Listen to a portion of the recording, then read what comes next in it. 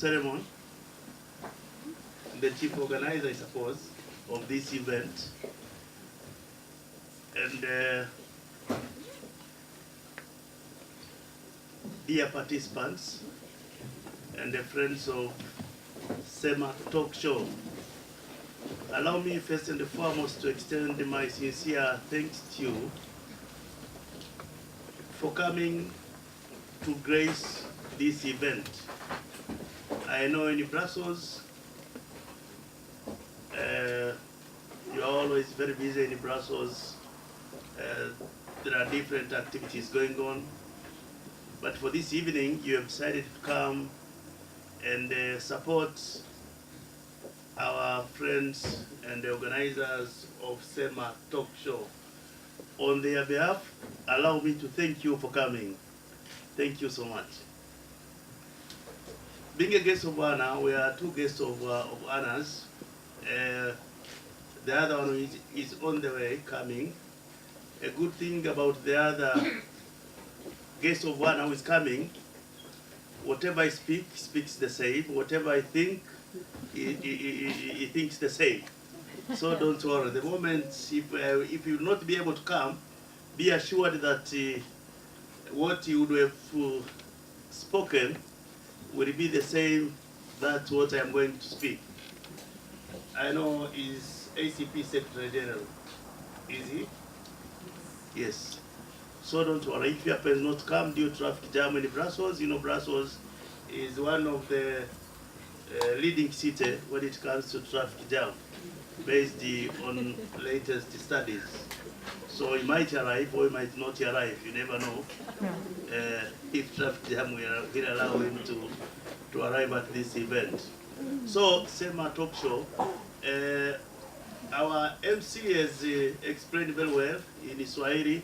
It means talk or speak out your mind. But for today, I would like to give you what I believe is a proper abbreviations of the word Sema. S stands for speak out your mind without fear. E stands for empowerment, because we are looking at empowering women. M stands for movement for change, because we want to change once and want to change permanently. No. So we want to change the thinking, we want to change the mindset, which disempowers women. So it should be the movement for change. It is about the movement. And A stands for act now, not tomorrow. That is the proper abbreviations of the word Sema. Because I'm a patron, being a patron, I can always interpret the way I see it. That's the advantage of being a patron. I would like to point out 5 important initiatives which I would like to advise Sema Talk Show organizers to consider. One of the issues which I would like to advise Sema Talk Show advisors to consider is to use internet as a tool. Internet as a tool for empowerment. By using internet, you can be able to reach many people. I would like to congratulate Lillian. Today she sent me an email with a link on Facebook presenting what they've been doing since the establishment of Sema Talk Show. I am not praising her because she was able to put on our Facebook one of the few good pictures I have. But I realized that by using internet, you can be able to deliver a message. You can be able to empower women around the world. So I am requesting Sema Talk Show organizers to see how they can use effectively and efficiently internet in order to empower women. That's one. I think you have the ability and the state of the know-how of doing that. The second issue which I'd like to advise Sema Talk Show to consider is the use of what we call crowdfunding. crowdfunding initiative in order to empower women. If you read most of the literature on empowering women, one of the challenge is how to ensure that women access credit, the lack of financing, limited financing. But by using crowdfunding, you can be able to mobilize the projects, to mobilize the programs, and to mobilize funding for projects.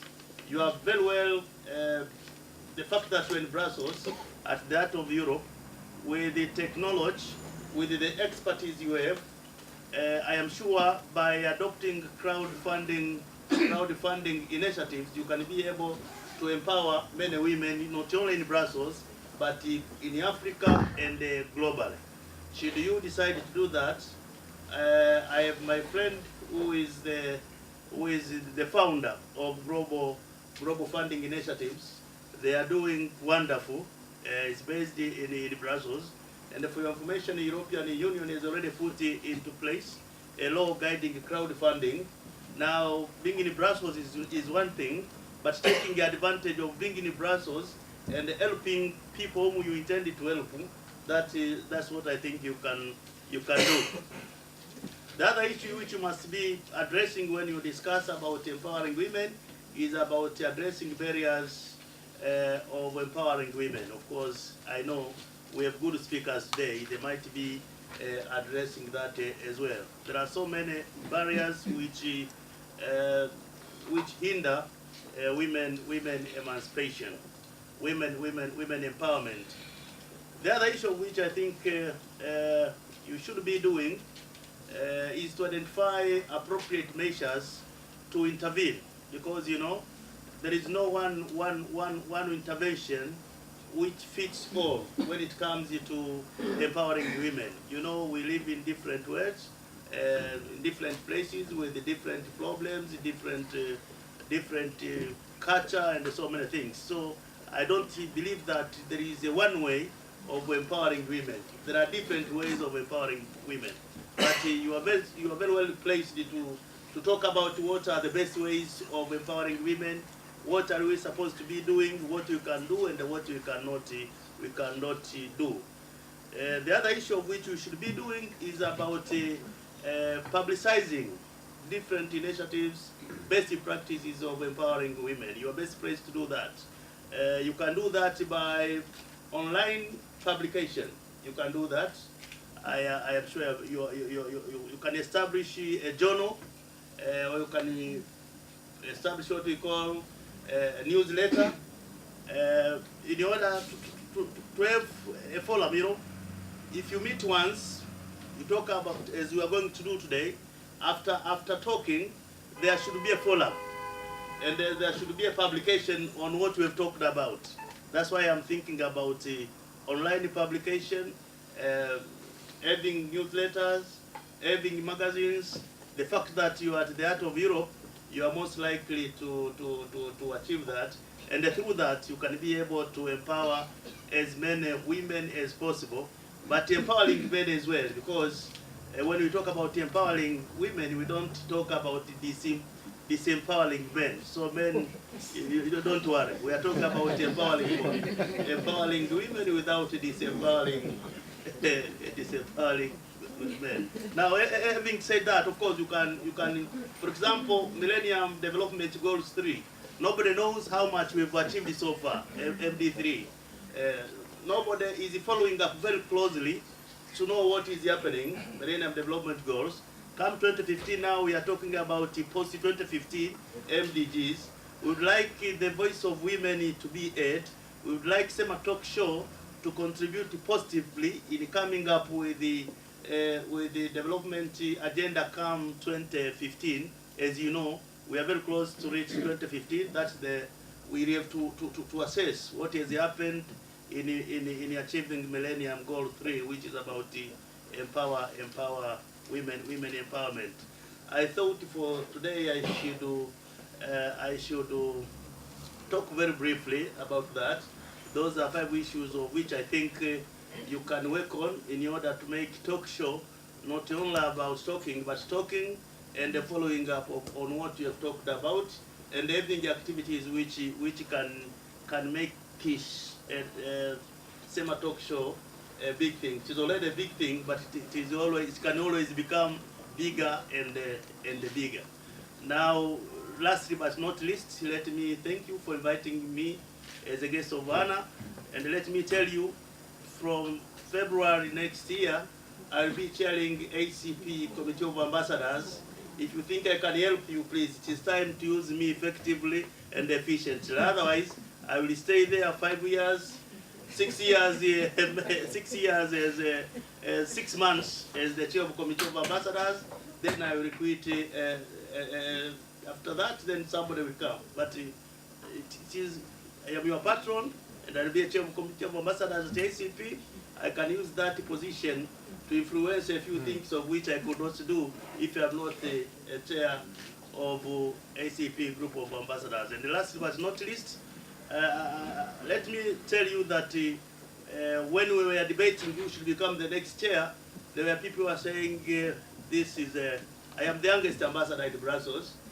They were saying this is very young, why should he become the chair of African group of ambassadors? The others were saying he has been in Brussels only for 1 month, for 1 year, but others say, you know, he has been here for one year, but he is the patron of Sema talk show. So that's one of the reasons why. So thank you so much for your attention.